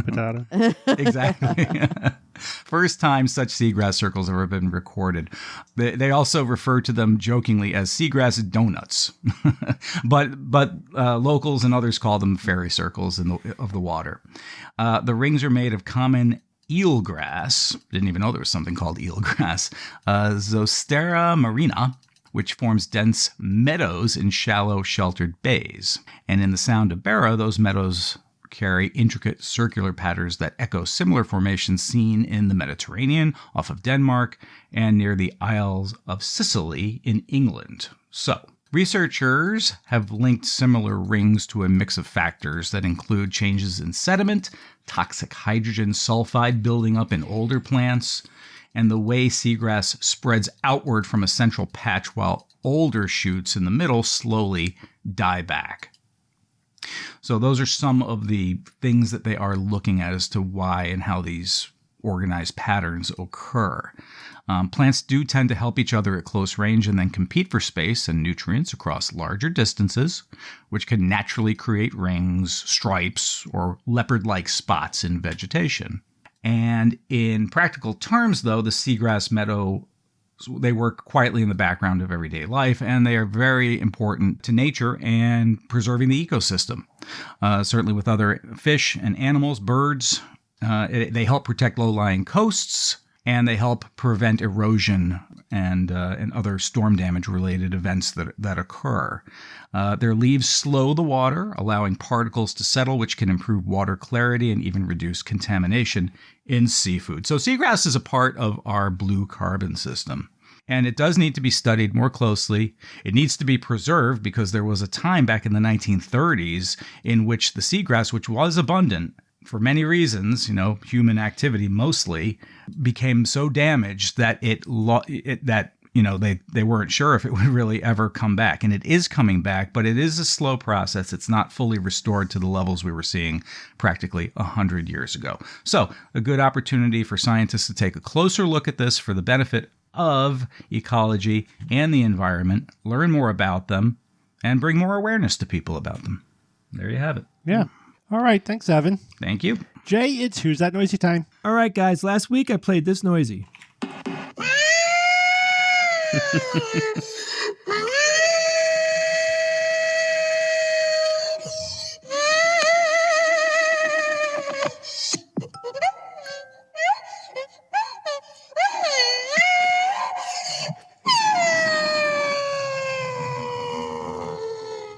All right, What is that, guys? I want to hear something from all of you. It sounds like a baby, like a harp seal to me. All right. Anybody else? Jay, I predict that is you a week ago practicing your excitement voice for the launch of Artemis. Yeah. That's what I was going to say, man. Steve, any guess? Well, I guessed last week it's the alien from Lost in Space. Oh, that's right. Yeah. Is it the alien? All right, so the first guest was sent in by a listener who identified himself as atheist. He says, "Hey guys, love the show. I'm just a carbon-based life form that originated from Brooklyn, New York, that now resides in the primordial ooze of Port St. Lucie, Florida. My guess is that in observance of Passover, the noise is the blowing of a shofar or ram's horn." Yeah. I think it quite sounds like that, does it? No, it doesn't, but it's still a nice guess. I like it. It's a sad shofar. Evan, you've heard of a shofar, right? Yes, I have. Do they sound like that? Not that I've heard, no. And I have heard them blown because I've been to temple and shul many times. All right, well, that is incorrect, but thank you for the guess. A listener named Sharon Tender wrote in, "Hi, Jay, I'm going to guess a bird. No, it's an animal that breathes oxygen since I heard the breath intake. Geez, I listened at least 10 times. Okay, my guess is a giraffe only because I have no idea what they sound like." All right, it's not a giraffe. And I will take a note here that you said that you think it breathes oxygen because you heard it take air in. Okay, I'll just make a note of that. Stevie Wyatt wrote in and said, "Hi, Jay, my guess for this week's Noisy is a trumpet player performing a tune through just the mouthpiece and not the whole instrument." And I've heard people do that. But that is not what you're hearing here. That's incorrect, but thank you. A listener named Martin Turley wrote in, "This week's Noisy reminds me of an elk or some other species of deer." He said, "Thank you for the show, guys. It makes my world a little brighter." All right, so his guess is it's some type of elk or a deer. Now, if you heard that in the woods, like if you're out camping with friends and then like 2 a.m. you hear this, like you are not okay. You're not okay. Get it. You would be like, it's like Blair Witch times 10, A listener named Marcel wrote in and said, "I think I know the answer to Who's That Noisy this week. It's a humpback whale on a speakerphone." I thought picking a whale as the animal was pretty interesting. Whales make a lot of noises. when he said that guess, it made me think, like, what would a whale sound like outside of the water? Would it sound weird like that? I don't know. But I thought that was a fun guess. Okay, we have a winner, guys. The winner's name is Ludlow, and this is actually something called a daxophone. Oh. You guys know what that is? No. What did you call it? A daxophone? Daxophone. No. Yeah, it's a typo when you hit the D key instead of the S key. Yeah. The two are next to each other. Daxophone. This is a experimental wooden friction idiophone invented by Hans Rachel in the 1980s. It uses a thin wooden tongue that is bowed, plucked, or struck, and its shape and playing technique can produce those eerie, voice-like, almost animal or human sounds. So this one is really cool, and I do recommend you look it up and watch someone use it. It's weird looking and a little hard to identify, but it's definitely being stroked by a bow type of thing. It has a strange human-like quality to the noises that it can make, and there's a wide variety of noises that it can make. I had to pick out of all the different sounds. I picked this one because I thought it was the most unique. Let me play it again.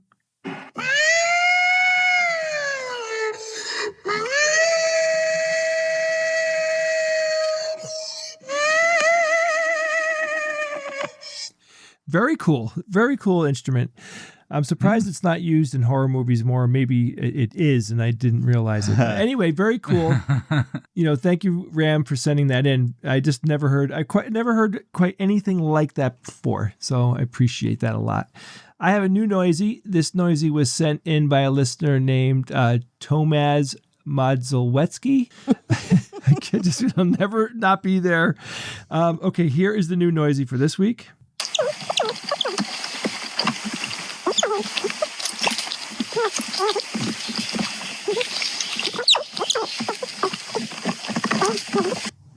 Oh my God. Oh my, I don't know what it is, but I want one. I know.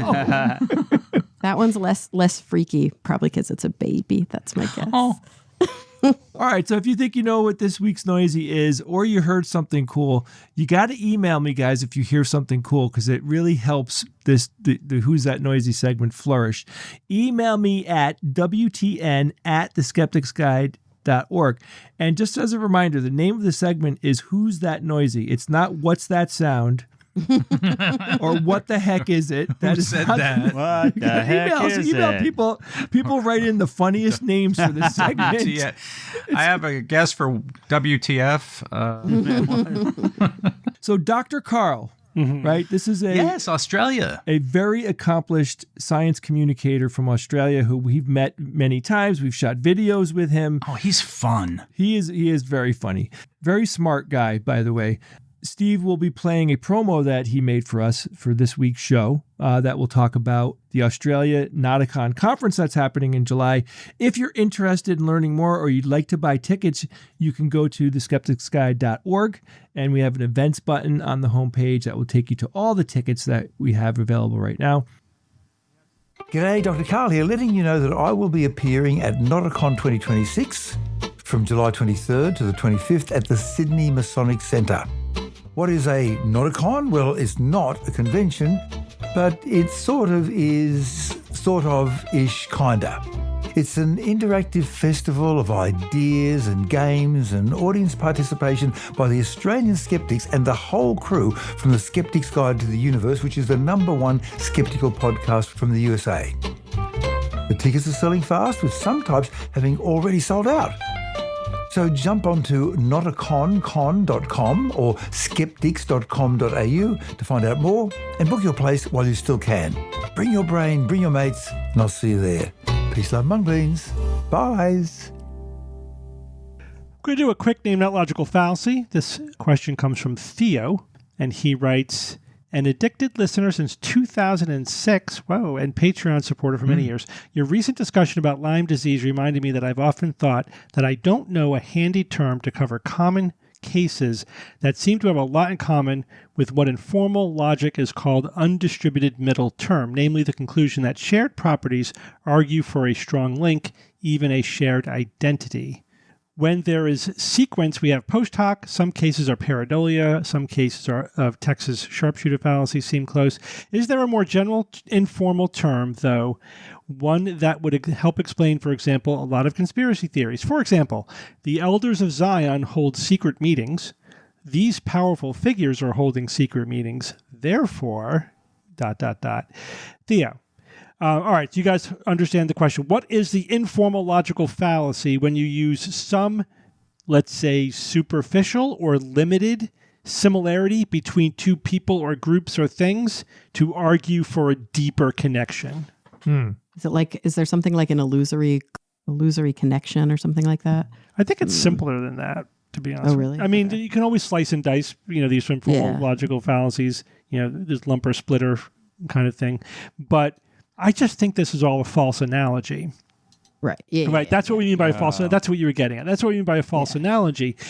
And either that, it just means that you're using an analogy problematically. Basically, you're saying, like the example that he gave. Oh, these two things have this similarity. Therefore, that means they're similar in these other ways. Right. And also, there is the flip side to that where there's, I think, the denial of analogies that people. So, for example, I might say, that A is analogous to B in this one respect. And then somebody says, yeah, but they're not analogous in this other way. Therefore, your analogy is false. It's like, no, but I'm not saying that they're analogous in that other way. I'm saying that they're analogous in this one way. Like, all right, I'll give you an example. So I've often said, like, there are similarities between organic biological evolution and technological evolution, right? They're similarly constrained, for example, and they have to follow through similar functional phases. So, like someone saying that, like, what did our ancestors, thousands of years ago have half an eye hanging out of their head that wasn't functional? Yeah. It's like, that's like saying people in the Middle Ages were dragging around half of a Deere tractor. That's not how it works. That's not how evolution works, whether it's technological evolution or biological evolution. But then they'll say, yeah, but that's like technology is intelligently designed. It's like, yeah, but you're missing the point. That's not the analogy that I'm making. You know what I mean? So you could abuse analogies both ways. When you make an analogy, you're saying it's analogous in this way. It doesn't mean that it's analogous in any other way or that it's not analogous in any other way. It depends on the specific example that you're using. Yeah, so I often will say, if I'm giving an analogy, I'll say it's not a perfect analogy because I use that premise because people will do that often. Yeah, not saying this is a perfect analogy in every way, just in this one limited way. There's a similarity that is instructive or that highlights something. But yeah, the false analogy of, this happens all the time. Like, again, this just happened in the comments to my blog. It's like a cesspool of logical fallacies if you're interested. By the way, I'll tell you the example, and I'll tell you something else from my comments today. That's amazing.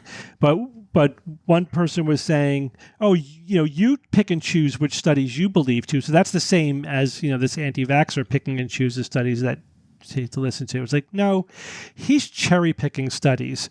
I'm analyzing studies for their quality and robustness and replicability. Ooh, here we go. That's two completely different things, even though you superficially say, yes, you only believe some studies and not others. Right? Does that make sense? Mm-hmm. Yeah. All right, but there is an anti-vaxxer that I'm arguing with online, and he dropped an argument that is astounding because he's making a lot of assertions with no links to any studies to back up his completely false assertions. And then I counter them with a link to actual studies and systematic reviews and whatever. And I said, like, what you never link to studies which support what your misinformation. I wonder why that is. Guess what his reason was for not linking to the studies. I have no idea. Yeah, you could never guess this in a million years. Because there are none. Because that's the actual answer. But his answer never was, say it. because if I did, then you and your cohort would scrub those studies from the internet to hide the truth. Whoa. Wow, you can do that, Steve? Yeah, right. You didn't know that, Evan? You're I have the ability. You have that power. You have that superpower? I can. Oh my gosh. Me and all other doctors in the world, we have we get together.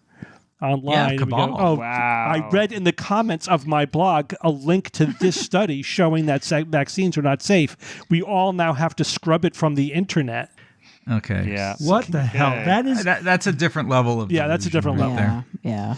Right. All right. that's infuriating. there. Wow. Let's move on with science or fiction. It's time for science or fiction.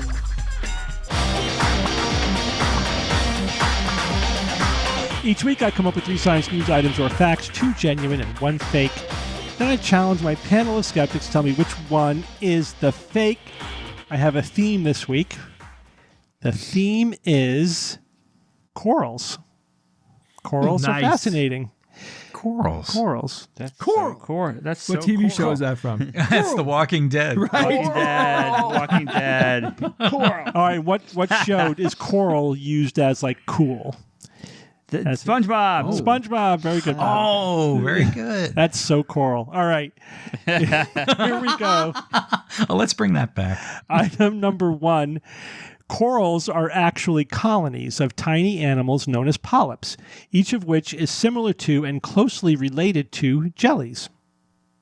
Item number 2. Some living corals today grow on reef structures that have persisted for over 400,000 years. And item number 3, corals get their nutrients from a combination of symbiotic algae, autotrophic, and feeding, heterotrophic, with different species varying from 100% autotrophic to 100% heterotrophic and everything in between. All right, Kara, go first. Okay, so first and foremost, corals are colonies of tiny animals, and the animals themselves are called polyps, and they're related to jellies. So it's like this one has multiple parts. So I don't think you would write it so like that one part is science, but one little detail is fiction. So I'm sort of leaning towards this one being science, although I don't know how well corals are related to jellies. Some living corals today grow on reef structures that have persisted for over 400,000 years. That seems bananas, but I don't know. I feel like all the damage that's happened to corals has happened in the last like 20 years. And maybe they've just been like thriving for a really long time. But of course, you're not saying that the living corals today are that old. You're just saying that the reef structures are that old. So basically the calcium carbonate, like the dead part, is persistent and the new corals are populating it all the time. Oh, maybe. And then corals get their nutrients from a combination of symbiotic algae. Okay, so the definition of symbiotic algae would be that they're autotrophic. And then feeding would be that they're heterotrophic. Yeah, so just to clarify, because this is kind of a lot of stuff. The algae make energy from sunlight, right? They photosynthesize and provide those nutrients to corals. But corals also eat. Right? And that's heterotrophic. Right. So they use some combination of the two, but different species are kind of all over the place in terms of the percentage of how much is from eating and how much is from the algae. Can I say they're all science? You can if you want to automatically lose. Oh, dang it. Okay. I feel like this is all could Science. all be true. Yeah, So, right? I'm feeling the right? same This way. is really hard. So what am I missing here? Maybe they're not closely related to jellies. Like maybe that is the thing that I didn't see. Are there any other details I could be missing? And when you say the reef structures have persisted, you mean kind of they've generally persisted. You're not saying they are exactly the same now as they were. Well, they're 400,000 they're years ago. growing things. They're always Exactly. changing. Yeah. But Okay. yeah, Good. they're That's in the not basically implied. in the same place on the same reef for 400,000 years. Okay. In the same place on the same reef. And they get their and they're autotrophic and they're heterotrophic, but different species vary from 100% to 100% and everything in between. I guess that one has the most room to be wrong. So maybe there aren't any that are 100% autotrophic and 100% heterotrophic, but they're more mixed. I have no idea, but I'm just going to put not even a whole nickel. Maybe I'll put a penny down on that one. Okay, Bob. Pretty much agree with you on a lot of what you said here, Kara. Yeah, polyps and all that jives with my vague memory of exactly what's going on there. but the fact that they're closely related to jellies, I have no idea. Seems like they could be, but that could be way wrong. And the 400,000 year reef structure, that could absolutely be the fiction, because it's just like something that is not even close to anything I've ever heard about. But I mean, I wouldn't be shocked if you said, yeah, they really only last for a few centuries type of thing. I wouldn't surprise me, depending on climate and so many different things. Wait a second. I mean, I would think climate would have some big changes, but 400,000 years isn't that long. I'm going to go with Kara, because the 100% autotrophic and 100% heterotrophic, I think, could easily be a place where it just never gets to those extremes. It's always a mix of sorts. So yeah, I guess I'll go with that. I'll put a 1.50 on that. Okay, Jay. Yeah, I'm following the party line here. I mean, yeah, corals are they're made up of, the polyps. I don't clearly remember the name, but given that that's the name, yeah, that's science to me without a doubt. The jellyfish and sea enemies with the phylum. I call them sea enemies, Kara. Yeah, that's a good shortcut. I like it. First off, didn't they change the word jellyfish to jellies? Yeah, that's why I wrote jellies. Yes, jellies. Yeah, but people still jelly. use jellyfish all the time. I mean, I think They're wrong. I don't know. I think it's still like a common name. Jellyfish is still a common name. Same with starfish. All right, I think that one is science. The second one here about the living corals and they persisted for over 400,000 years. I see no reason to think that they wouldn't, and humans have done the most damage to them. So, it could even be more than that, I say that one is science. The third one is very out of my ken. I don't really have anything to apply it to. I would think there would be quite a bit of variability, but since the other two seem so sciencey to me, I'm just going to go with these guys and say it's the fiction. All right, and Good Evan. word, Jay. Ken, good word. I'm so glad I'm going last. I know so little about corals. Well, now you know even less.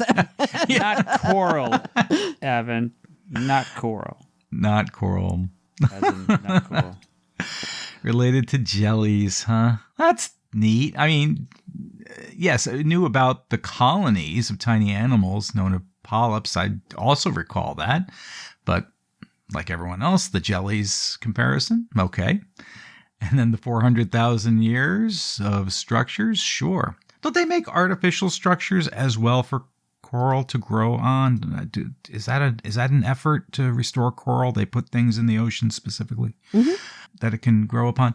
So yeah, I think that one's right. And that by elimination leaves the number 3, which is where everyone else went. I don't have any reason to, I have no information to go against that. So we're all sinking or swimming once again. All right, so let's take these in order since you all agree. Item number 1, corals are actually colonies of tiny animals known as polyps, each of which is similar to and closely related to jellies, or jellyfish if you prefer. You all think this one is science. And this one is science. Oh. This is science. So yeah, it's Jay, you're correct. The sea anemone is the other closely related type of animal. They're all cnidarians, the same phylum, right? So corals are very closely related, to jellies.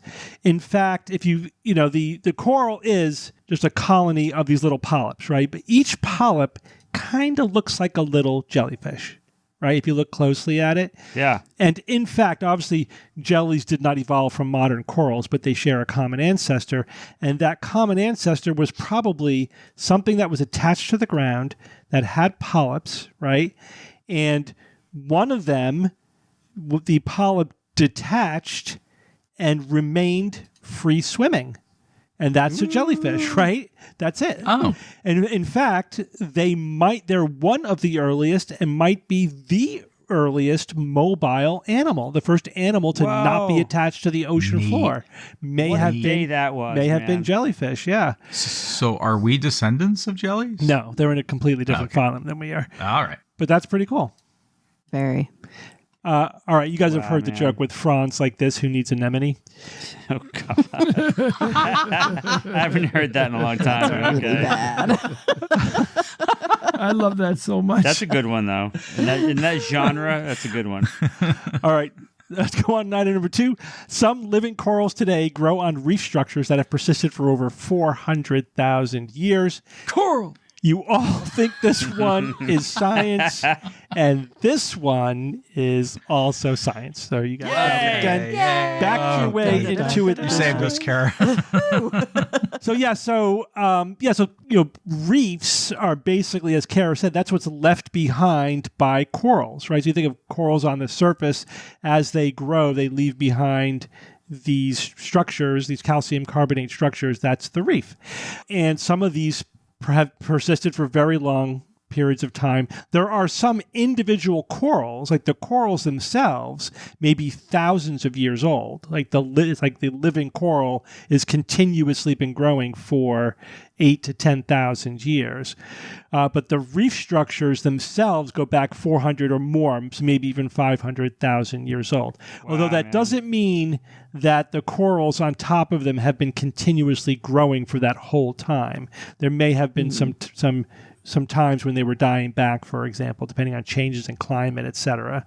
But the structure itself remained intact, and corals have been growing in that place on that basic structure for 400,000 years. All right. Damn. Which means that corals get their nutrients from a combination of symbiotic algae, autotrophic, and feeding, heterotrophic, with different species varying from 100% autotrophic to 100% heterotrophic, and everything in between is the fiction. And I knew you were going to say this was the fiction for the very reason that you did, that it was the most complicated of the three. Because... You'd go with your gut, Steve. What is the... What do you think? You sort of guessed it. I said I think it's because maybe they're never 100%. 100% one of what? The two. All right, so there are one of the two, I guess, not both. How much? So corals are considered obligate mixotrophs, right? So mixotrophs are partly autotrophic, partly heterotrophic. So it's kind of there are symbiotic plants and animals, right? It's a plant and an animal living together, a plant and algae, a photosynthetic algae. And the algae provides the energy, right? The sugars. But corals need other nutrients, and that they have to get by eating. They can't get them from the algae. But if you are a coral in the deep sea, too deep for photosynthesis, then you are 100% heterotrophic. So there are corals that are 100% heterotrophic, but there are no corals that are 100% autotrophic. Because even if you live in a shallow part of the ocean and you might be 95% autotrophic, you still need these other nutrients from feeding. So you still need to feed. Yeah, so I searched far and wide, and specifically as there's no 100% autotrophic corals. They're all mixotrophs, except for the deep sea ones, which are 100% heterotrophs, because there's no sunlight down there to have the photosynthesis.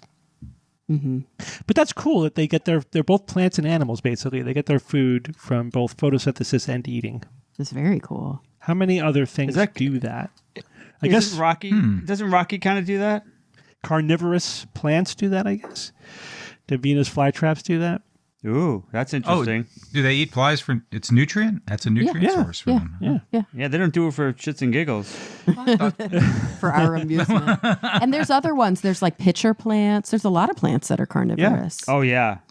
And some of them are beautiful. Yeah, What until about you get Rocky too close. from Hail Mary, Steve? I don't know. I don't think he's photosynthetic, is he? Well, it can't be because it's not. Yeah, they don't get sunlight. any light. But he's got a mix of creatures inside of him that. Something about that. I'm not sure what the relevance is for corals, but sure. All right, Evan, give us a quote. We choose to go to the moon. We choose to go to the Evan, moon. You're not going to do the accent? Oh, you want me to? I'm just asking. I mean, I was a little disappointed. Okay, well, I wasn't going to, You don't have to. I could do it. All right, let me try with the accent. All right. We choose to go to the moon. We choose to go to the moon in this decade and do the other things, not because they are easy, but because they are hard. Because that goal will serve to organize and measure the best of our energies and skills. Because that challenge is one that we are willing to accept, one we are unwilling to postpone, and one which we intend to win, and the others too. Very good. John Nice, man. Fitzgerald Kennedy. Thank you. I hope I did not insult. No, you did a good job. Although I did hear a little bit of Littlefinger from Game of Thrones in there, but that was good. Oh, thank you. No, I've never seen Game of Thrones, so I was not drawing from any inspiration there. Did you just say you never saw Game of Thrones? And that'll be it for this week. Tune in next week on the Skeptics Guide to the We have to have a conversation, Evan. Oh, no. I never saw Game of Thrones. Oh, my. Thank you, Kara. You saved me. What are you waiting for? Oh my God. I heard The something last about a season to be Starbucks coffee redone, I cup. think. Just watch Is the that a last spoiler season. alert? It's a great show. It is a great show. Yeah. All right. Thank you all for joining me this week. Yeah. Thanks, you Steve. bucktooth. Sure, man.